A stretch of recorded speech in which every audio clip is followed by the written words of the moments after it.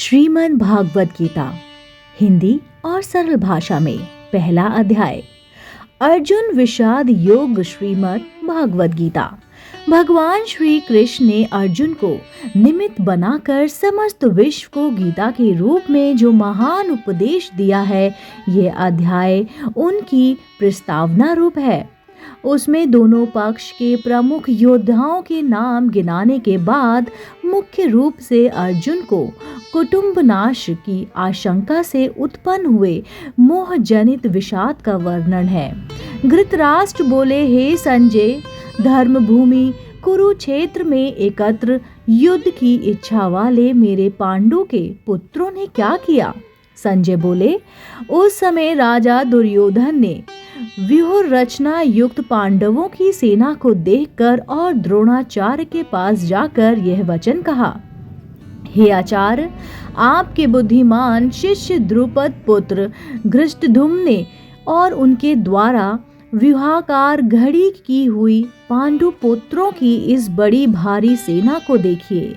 इस सेना में बड़े बड़े धनुषों वाले तथा युद्ध में भीम और अर्जुन के समान शूरवीर सात्यकी और विराट तथा महारथी राजा द्रुपद, धृष्टकेतु और चेकितान तथा बलवान काशीराज पुरोजित, कुंती भोज और मनुष्य में श्रेष्ठ शैब, पराक्रमी युधामनु तथा बलवान उत्तमौजा, सुभद्रा पुत्र अभिमन्यु और द्रौपदी के पांचों पुत्र, ये सभी महारथी हैं।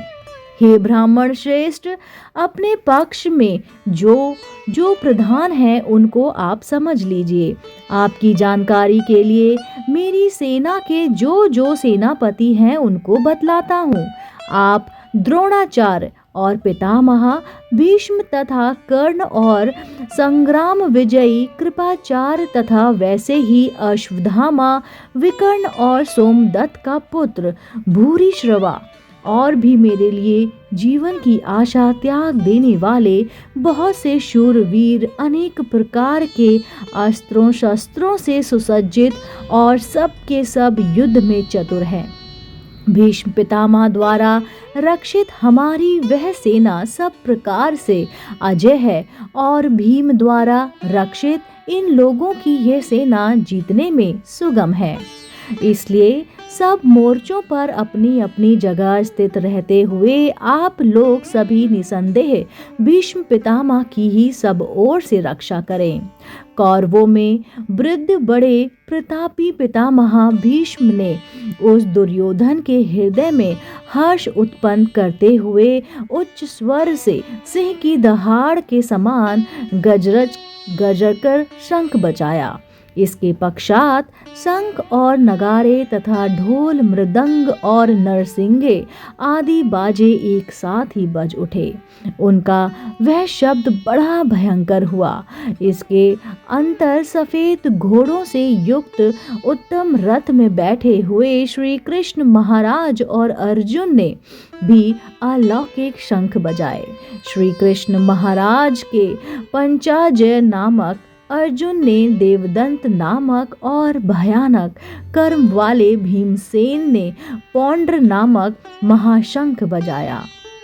कुंती पुत्र राजा युधिष्ठिर ने अनंत विजय नामक और नकुल तथा सहदेव ने सुघोष और मणिपुष्पक नामक शंख बजाए।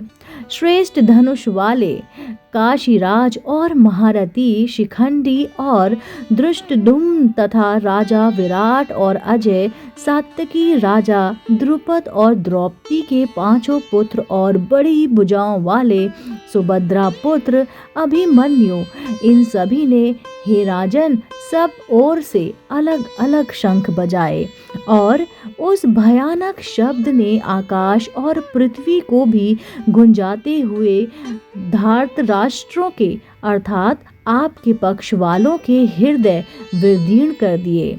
हे राजन, इसके बाद कपिध्वज अर्जुन ने मोर्चा बांधकर डटे हुए धृतराष्ट्र संबंधियों को देखकर उन शस्त्र चलाने की तैयारी के समय धनुष उठाकर ऋषिकेश और श्री कृष्ण महाराज से यह वचन कहा, हे अच्युत, मेरे रथ को दोनों सेनाओं के बीच में खड़ा कीजिए, और जब तक मैं युद्ध क्षेत्र में डटे हुए युद्ध के अभिलाषी इन विपक्षी योद्धाओं को भली प्रकार देख ना लूं कि इस युद्ध रूप व्यापार में मुझे किन किन के साथ युद्ध करना योग्य है, तब तक उसे खड़ा रखिए। दुर्बुद्ध दुर्योधन का युद्ध में हित चाहने वाले जो ये राजा लोग इस सेना में आए हैं, इन युद्ध करने वालों को मैं देखूंगा। संजय बोले, हे धृतराष्ट्र, अर्जुन द्वारा इस प्रकार कहे हुए महाराज श्री कृष्णचंद्र ने दोनों सेनाओं के बीच में भीष्म और द्रोणाचार्य के सामने तथा संपूर्ण राजाओं के सामने उत्तम रथ को खड़ा करके इस प्रकार कहा कि हे पार्थ, युद्ध के लिए जुटे हुए इन कौरवों को देख। इसके बाद प्रतापुत्र अर्जुन ने उन दोनों सेनाओं में स्थित ताऊ चाचाओं को, दादों परदादों को, गुरुओं को, मामाओं को, भाइयों को, पुत्रों को, पौत्रों को तथा मित्रों को, ससुरों को और सुहद्र को भी देखा। उस उपस्थित संपूर्ण बंधुओं को देखकर वह कुंती पुत्र अर्जुन अत्यंत करुणा से युक्त होकर शोक करते हुए यह वचन बोले। अर्जुन बोले, हे कृष्ण, युद्ध क्षेत्र में डटे हुए युद्ध के अभिलाषी इस स्वजन समुदाय को देखकर मेरे अंग शिथिल हुए जा रहे हैं और मुख सूखा जा रहा है तथा मेरे शरीर में कंपन और रोमांच हो रहा है। हाथ में गांडीव धनुष गिर रहा है और त्वचा भी बहुत जल रही है तथा मेरे मन भ्रमित हो रहा है, इसलिए मैं खड़ा रहने में भी समर्थ नहीं हूँ। हे केशव, मैं लक्षणों को भी विपरीत देख रहा हूँ तथा युद्ध में स्वजन समुदाय को मार कर कल्याण भी नहीं देखता। हे कृष्ण, मैं ना तो विजय चाहता हूँ और ना ही राज तथा सुखों को ही। हे गोविंद, हमें ऐसे राज से क्या प्रयोजन है अथवा ऐसे भोगों से और जीवन से भी क्या लाभ है। हमें जिनके लिए राज भोग और सुखादि अभिष्ट है, वे ही सब के सब धन और जीवन की आशा को त्याग कर युद्ध में खड़े हैं। गुरुजन, ताऊ चाचे, लड़के और उसी प्रकार दादे मामे, ससुर, पौत्र, साले तथा और भी संबंधी लोग हैं। हे मधुसूदन, मुझे मारने पर भी अथवा तीनों लोगों के राज्य के लिए भी मैं इन सबको मारना नहीं चाहता, फिर पृथ्वी के लिए तो कहना ही क्या। हे जनार्दन, धृतराष्ट्र के पुत्रों को मारकर हमें क्या प्रसन्नता होगी। इस आततातियों को मारकर तो हमें पाप ही मिलेगा। अतएव माधव, अपने ही बांधव धृतराष्ट्र के पुत्रों को मारने के लिए हम योग्य नहीं हैं, क्योंकि अपने ही कुटुंब को मारकर हम कैसे सुखी होंगे। यद्यपि लोभ से भ्रष्ट चित्त हुए ये लोग कुल के नाश से उत्पन्न दोष को और मित्रों से विरोध करने में पाप को नहीं देखते, तो भी यह जनार्दन, कुल के नाश से उत्पन्न दोष को जानने वाले हम लोगों को इस पाप से हटने के लिए क्यों नहीं विचार करना चाहिए। कुल के नाश से सनातन कुल धर्म नष्ट हो जाते हैं। धर्म के नाश हो जाने पर संपूर्ण कुल में पाप भी बहुत फैल जाता है।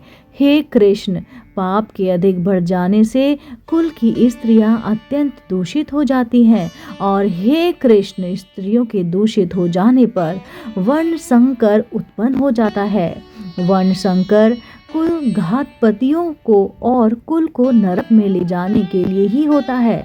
लुप्त हुई पिंड और जल की क्रिया वाले अर्थात श्राद्ध और तर्पण से वंचित करके पितर लोग भी अधोगति को प्राप्त होते हैं। इस वर्ण संकराकारण दोषों से कुल घातियों के सनातन कुल धर्म और जाति धर्म नष्ट हो जाते हैं। हे जनार्दन, जिनका कुल धर्म नष्ट हो गया, ऐसे मनुष्य का अनिश्चय काल तक नरक में वास होता है। ऐसा हम सुनते आए हैं। हाँ शोक, हम लोग बुद्धिमान होकर भी महान पाप करने को तैयार हो गए और जो राज्य और सुख के लोभ में स्वजनों को मारने के लिए उगत हो गए। यदि मुझे शस्त्र रहित और सामना ना करने वाले को शस्त्र हाथ में लिए हुए धृतराष्ट्र के पुत्र रण में मार डाले तो वह मरना भी मेरे लिए अधिक कल्याणकारक ही होगा। संजय बोले, रणभूमि में शोक से अद्वित मन वाले अर्जुन इस प्रकार कहकर बाण सहित धनुष को त्याग कर रथ के पिछले भाग में बैठ गए। इस प्रकार उपनिषद, ब्रह्म विद्या तथा योग शास्त्र रूप श्रीमद् भगवत गीता के श्री कृष्ण अर्जुन संवाद में अर्जुन विषदायोग नामक प्रथम अध्याय संपूर्ण हुआ। दोस्तों, अगला भाग सुनने के लिए आप देखते रहिए आपका अपना पसंदीदा YouTube चैनल आध्यात्मिक कहानियाँ।